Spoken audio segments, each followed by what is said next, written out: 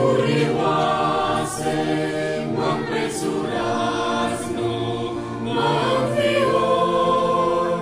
Cine conduce lumea minoase, poate să-mi fie protector.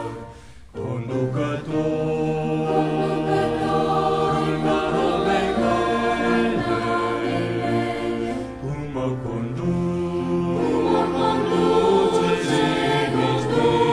liniștit, în noaptea mă despre soare multe rele. Iisus veghează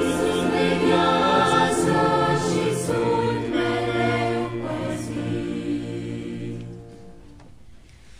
Stâncile voastre mă amenință, ca ne-nfrunt eu nu mă pierd, căci în Iisus eu am credință, El mi-e scăpare, El mă cred.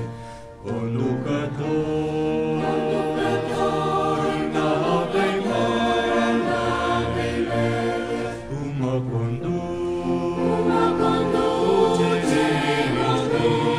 liniștit, când noaptea mă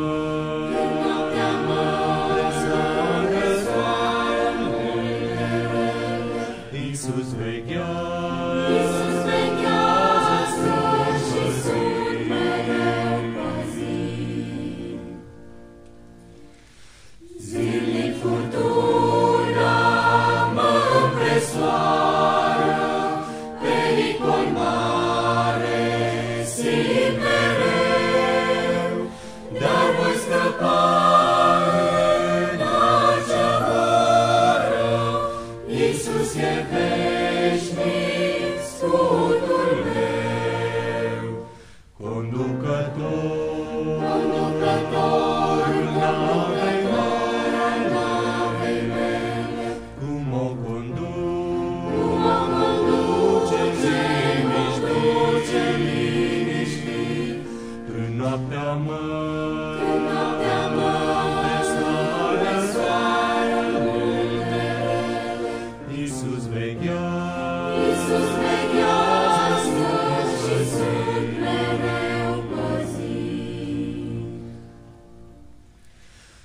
Pilotul luntre este Domnul și sunt